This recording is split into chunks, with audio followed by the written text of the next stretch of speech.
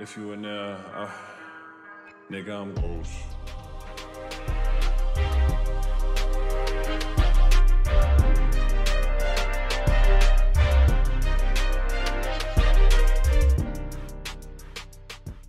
What's good, everybody? Welcome back to the channel. Today we're back with another video. We got top 15 characters of 2023. Now if you haven't seen my worst characters, make sure I'll go check it out. But this video is not characters that were in movies or shows or whatever in 2023. I mean, it can be a case, but it's things that I reacted to in 2023. It could be I reacted to it in 2022 and released the reaction in 2023, or reacted to it in 2023 and released it in 2023, or I mean the other one's not applicable, but reacted to it in 2023 and it's released in 2024. None of the characters that's so far that I've started reacting to in 2023 that still needs to be released are on this list. But before we get into this, make sure you thumbs up and subscribe, and let's get it. Before we get into this, we got a couple honorable mentions. The first one is Toni Storm, AEW. Already talked about it. You know, we're gonna be bringing this little wrestling talk. I don't want to say the name yet, just in case I haven't released that video. But you know, so far, that's one of the, you know, personalities that's like that's been the most prominent and different that I've seen so far. Next, we got Amos from the Expanse. Now this is tough because use that guy, pun intended. But then you started flip-flopping at the end, and you already know life or death situations. I don't play games, bruh.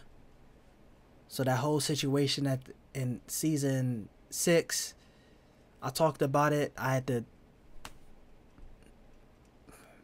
my reaction started getting blocks and like strikes and stuff like that, so I had to, you know what I'm saying, hey, put y'all to the side. I had to just do reviews at that point for the end of the series. But you're making some decisions that I'm like, what are you doing, my boy? The last honorable mention, we got He Who Remains from Loki. Now I liked him better in season 2. We didn't really get that much of him season 2. I mean, we didn't really get much either season. I think we only really got him for like 2 episodes, besides like him being in the background. But like him actually being a prominent character,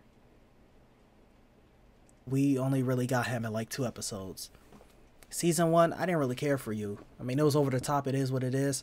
Also, Disney, you did my man Jonathan Majors tough. That is tough, man. We're not about to get in that situation. That's some BS. But you know, I started liking him more in the next season. Number 15, we got Huyang from Ahsoka. Now, you're this high up because, I mean, we didn't really, you weren't a prominent character. You weren't like top billing, but you know, I was interested, you know, to see Huyang in the mix. But you know, just cool character, nothing too much. Number 14, we got Princess, I'm not even gonna pronounce your name, from Vikings. You were just like kind of interesting, and it's not because for some reasons, but it was kind of interesting having this like princess who's kind of like crazy with it. I mean, not crazy, kind of, not kind of crazy, but crazy with it.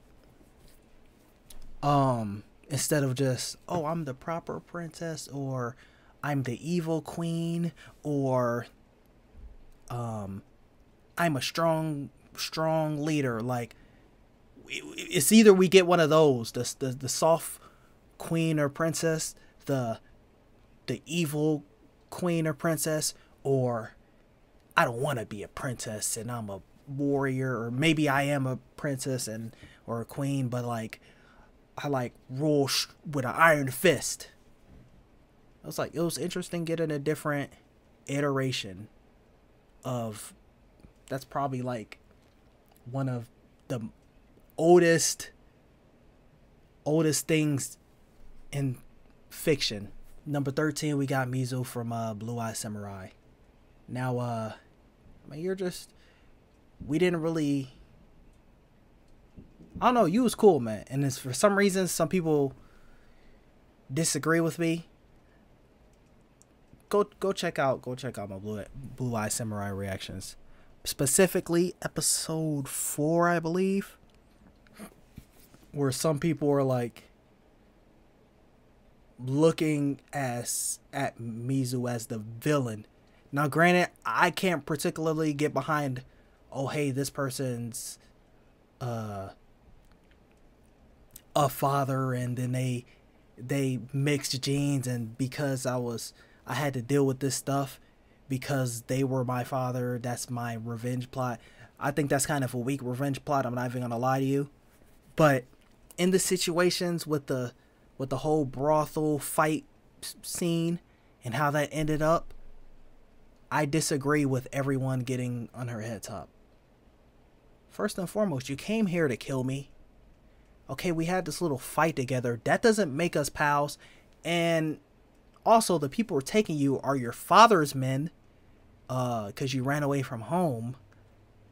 Why would I kill these men in powerful positions for you that we just had our first conversations within this day? And you came here specifically to kill me. Why would I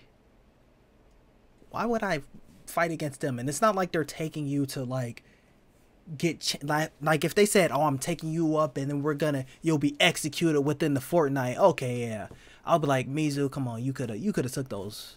Even though you're probably tired and hurt from the fight, you probably could have, you know, sit there and y'all could have fought together. But you know what I'm saying, people really, no, you know, they did. No, I'm not trying to hear none of that. Akemi was not her responsibility. Number 12, we got to put y'all together. Separately, y'all probably honorable mentions. Together, y'all made the list at number 12. We got Shin and Baylan Skoll from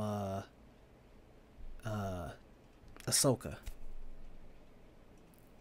Now, this is one that you got to put a little pause on. We got to see how they're going to go through in the future. But, you know, this is how you like introduce characters. You don't sit there and try to spam 10 different characters to us. You have to know every single thing about them. No, just have, all right, we have these little couple scenes together and oh, that's a cool, all right, we get a little backstory in this scene. We don't, bruh. Bill, that's my guy in The Last of Us. We're going to be talking about The Last of Us. Oh, shit. I forgot that it's a good thing that I talked about The Last of Us, because I forgot to mention a character to put in the worst characters video. But it's Bill, that's my guy in the game. We don't need a whole 90-minute episodes for you specifically, bruh. That have nothing to do. It doesn't intersect at all within the main story. 11. We got Nick from Extraction 2. She was just a badass, man. She was cool. And she was probably, I think she was the one making the most logical decisions. I don't remember if she said, hey, let's not pull up on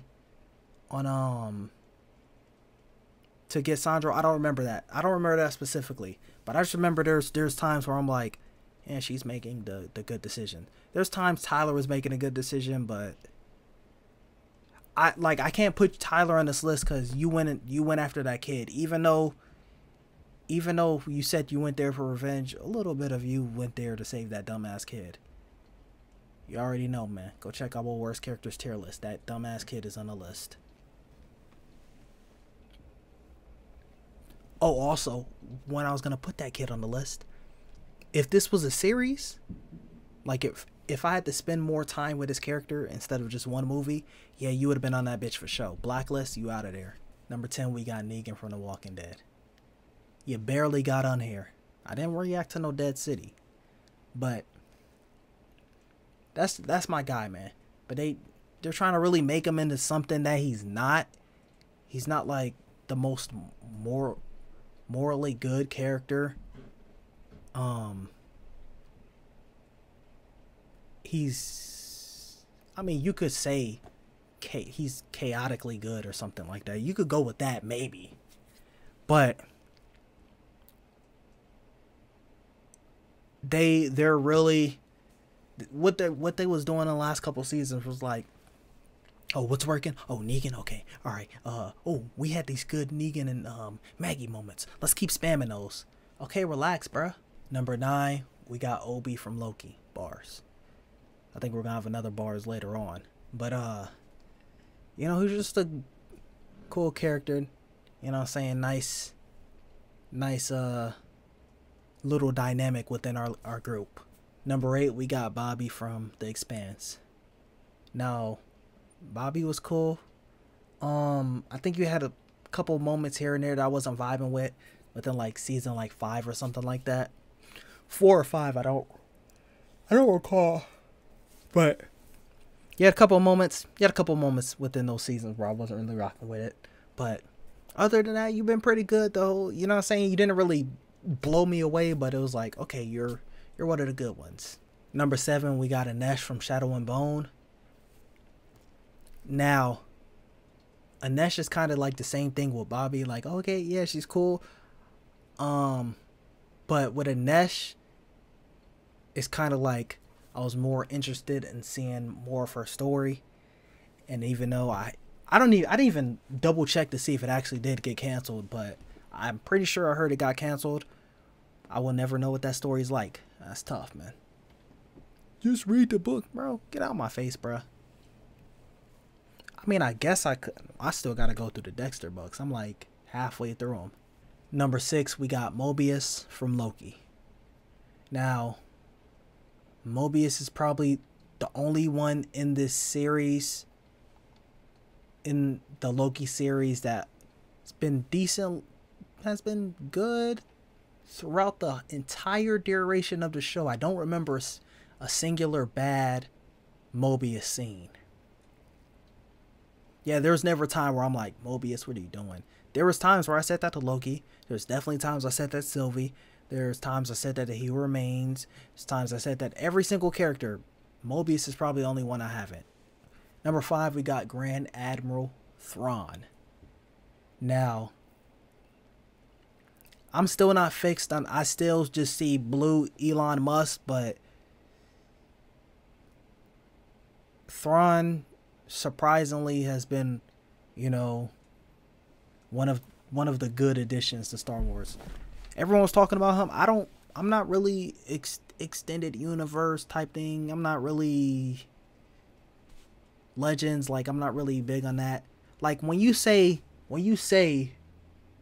if they go one-on-one in a duel, Luke beats Anakin, like I'm not trying to hear none of that.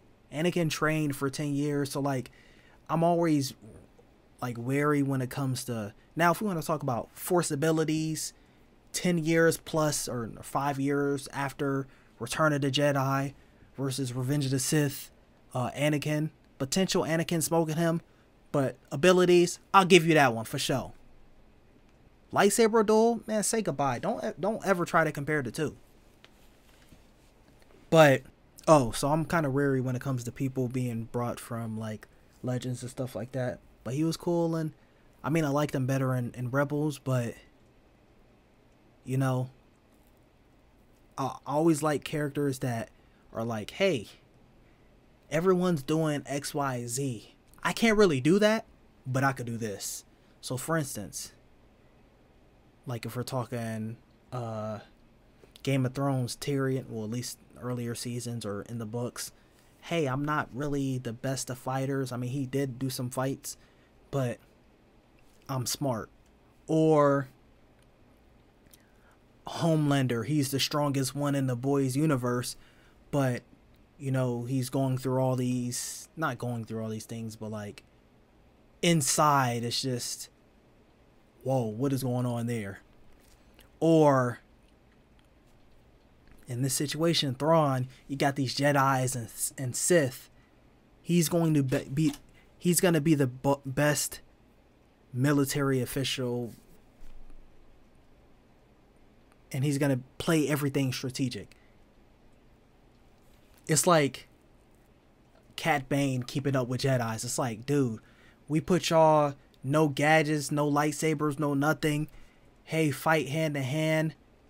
He might have better hands, like just technique wise, but a Jedi is gonna have that force abilities or whatever to increase what they are. But, you know, Cad Bane uses all the training to, you know, go against Jedis, bruh. That's why I rock with Grand Admiral Thrawn. Number 4, we got Ashford from The Expanse. Now, hold on. I could have sworn I made a... There's someone on one of these lists where I was talking about enemies and friends. I don't remember. I don't remember which one it was. But this was like a good... Who am I even talking about, bro? Oh, a good little dynamic between, you know, he's still respecting chain of command when it came to the introduction where you meet him and Drummer. And they end up actually, you know, becoming friends. And, you know, he's a cool dude. He tells it how it is. Whether you're enemies, friends, co-worker, whatever it is, he tell it how it is. Cool dude, man. I mess with Ashford, man. Ooh, nah. I was contemplating putting I don't even remember your son's name, Marco and Naomi's sons. I was contemplating putting him on the worst characters tier list, even though he came around at the end. If anything, he would have been dishonorable mention. That's it. Speaking of Camina, number 3, we got Camina Drummer from The Expanse. Now, oh, game and channel description down below. You know I had to play that Telltale joint, man. But you know, she was probably the one who was consistently good throughout the series. Whether I agreed or disagreed with her, it was never like, you idiot, what are you doing? It was just like, nah, I think we should do this.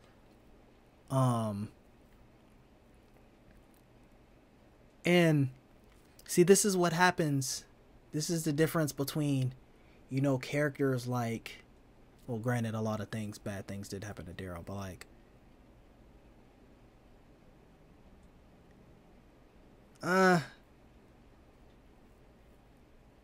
okay, all right.